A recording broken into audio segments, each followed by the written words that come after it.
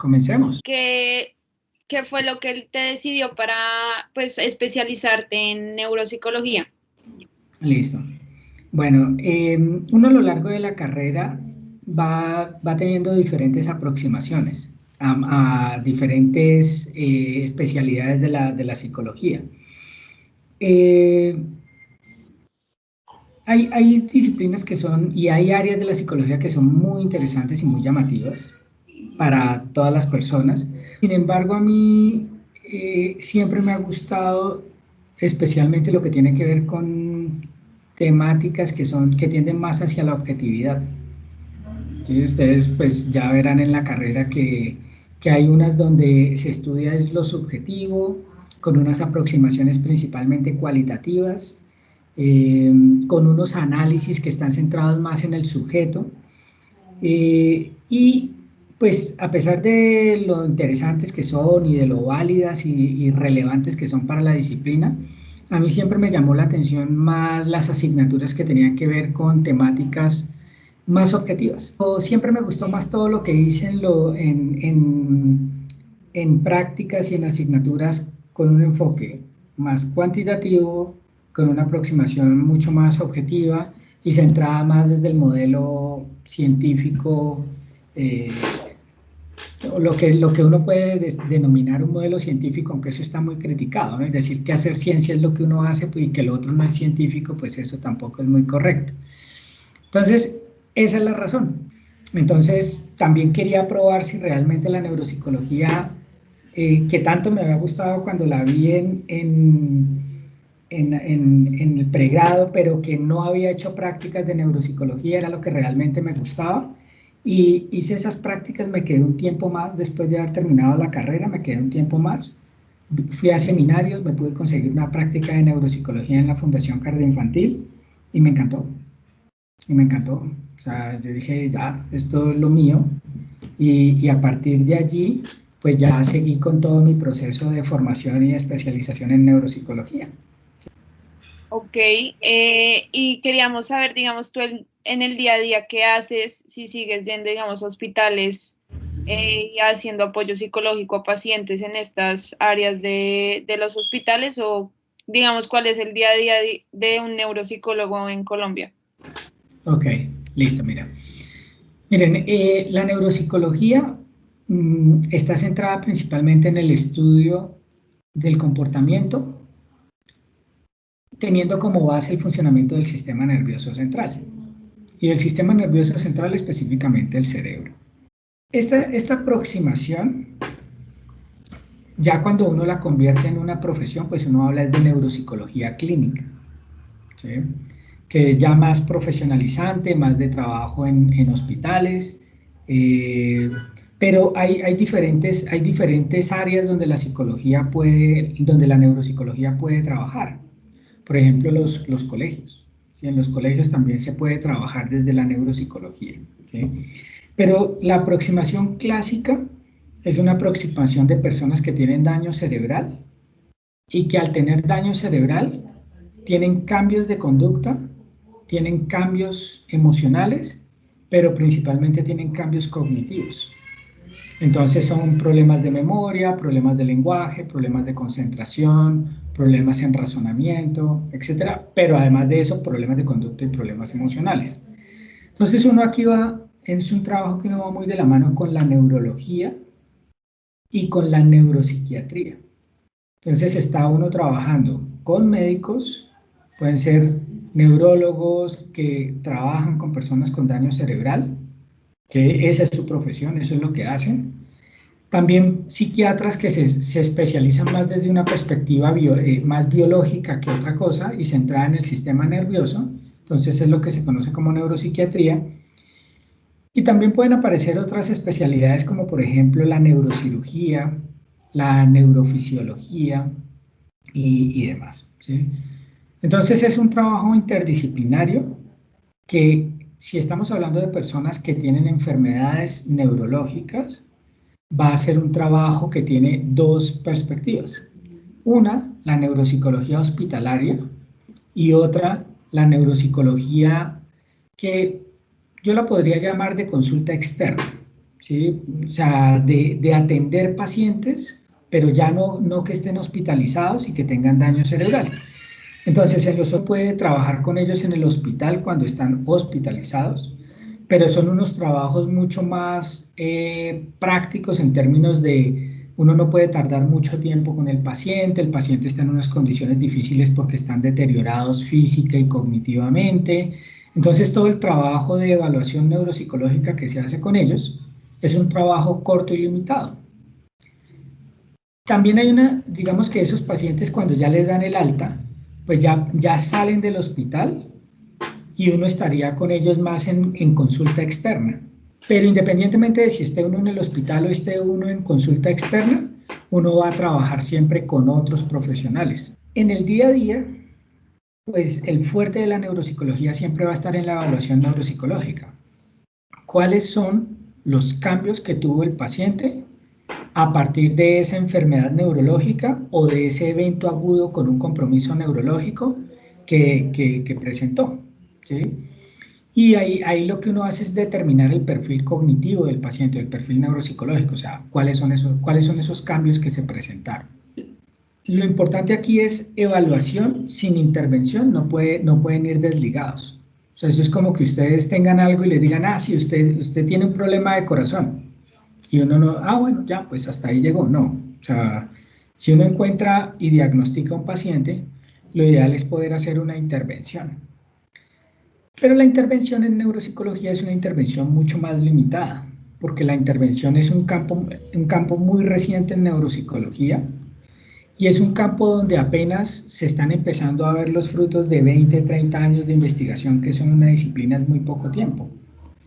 Entonces, poder decir que, mire, este paciente le encontramos unos problemas de memoria graves, tipo un ejemplo, demencia tipo Alzheimer, y decir que podemos hacer una intervención efectiva y que le podemos recuperar la memoria, pues todavía la disciplina no ha llegado a ese punto. En ese día a día, lo ideal está en poderlos evaluar, poder encontrar cuáles son esas dificultades que tienen y poder intervenir y por lo menos recuperar hasta donde sea posible o compensar esas dificultades que tiene la persona en su vida cotidiana.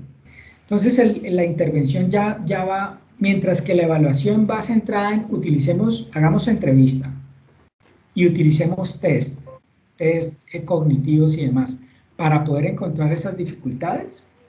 La intervención tiene otro tipo de estrategias y es, por ejemplo, estrategias de restauración y es poner al paciente a hacer muchos ejercicios para tratar de recuperar la función. Eso casi no funciona. Técnicas de compensación, por ejemplo, utilizando dispositivos electrónicos, computadoras, etcétera, para que el dispositivo ayude a compensar las dificultades. De sustitución, ¿qué tiene preservada esa persona? Que de todo lo que se dañó, pues uno siempre mira lo malo, pero ¿qué está bien? Y a partir de lo que está bien, tratar de ayudar a que esa persona sea más funcional. Entonces, eso es, digámoslo así, en términos generales, el día a día de la neuropsicología, evaluar e intervenir. Pero en síntesis de todo esto que les estoy diciendo, la principal fortaleza en lo que somos especialmente buenos nosotros los neuropsicólogos es en evaluación. Nos gustaría que nos profundizaras un poco más estos campos en la parte de acción. ¿En la parte qué, perdón? De investigación clínica, ¿cómo aportan en la situación de la pandemia? Pero no te entendí bien la pregunta, es que se congeló la imagen, ¿me la podrías repetir, por favor? Ok, sí, claro. Como estos campos que nos estás empezando a mencionar aportan de la neuropsicología en la situación que estamos viviendo de la pandemia. Lo único que yo podría decir, digamos pensando con un poquito más de cabeza fría esa pregunta, es que las condiciones de confinamiento sí han deteriorado mucho a las personas. ¿Qué quiero decir con esto? En psicología en general, las relaciones lineales son escasas. O sea, cuando uno le dice, mire, es que la causa de A es B, eso no es psicología. Nosotros somos demasiado complejos. ¿Sí? Lo individual, lo social, lo cultural, etc. Lo biológico. Y todo es multifactorial, o sea, hay una gran cantidad de variables que se deben considerar en todo lo que nosotros hacemos cotidianamente. Y, sin embargo, desde aproximaciones especialmente de psicología de la salud, uno habla de factores de riesgo, de factores de protección, de factores desencadenantes y demás, y uno tiene una predisposición genética a ciertas dificultades, pero tener una predisposición no quiere decir que yo la voy a desarrollar. ¿Sí? Pueda que sí, pueda que no. Y eso quiere decir que el ambiente juega un rol muy importante en la salud, el bienestar y en la enfermedad también. Entonces aquí el punto sería que estas condiciones de confinamiento lo que están haciendo es que en las personas que hay una predisposición, estas condiciones particulares del COVID sí han hecho que muchas personas que tienen predisposiciones desarrollen enfermedades. Entonces, una persona que tiene una predisposición y en la pandemia empezaron a mostrar síntomas de Parkinson, por ejemplo. He conocido casos. O personas que tenían síntomas que tenían Parkinson ya diagnosticado y que con la pandemia los síntomas se exacerbaron. Era un Parkinson en un estadio leve y ahora tiene Parkinson en un estadio moderado y está mucho más afectado. Digamos, de lo poco que yo podría decir asociado con el COVID, es que estas particularidades, estas condiciones tan particulares se han hecho que se exacerben muchos cuadros clínicos de personas que pueden tener predisposiciones tanto a enfermedades neurológicas como psicológicas, psiquiátricas, etc. Eso es como lo que se me ocurre. Y hablando de la neuropsicología en un futuro, ¿qué impacto crees que va a tener en un futuro el campo de la neuropsicología en nuestra sociedad? Muchísimo, muchísimo. Miren, un poco poniéndole contexto a la respuesta, usualmente las aproximaciones en la psicología empezaron de una forma reduccionista. Entonces resulta que más que en el futuro, una de las cosas que está ocurriendo es que las neurociencias son un campo muy reciente y es un campo del cual no se había estudiado tiempo atrás. Entonces no se sabía, por ejemplo, hace 40 años nadie hablaba de neurociencias y todo lo que se planteaba tenía la aproximación desde las neurociencias muy, muy distante. ¿Qué está pasando ahora? ¿Qué es lo que está pasando ahora y que va relacionado con tu pregunta? Que con el boom de las neurociencias se ha visto que las neurociencias tienen algo que decir en múltiples disciplinas. Entonces, tú ya hoy en día puedes hablar de neuroeconomía, neuropsicoanálisis, neuroeducación.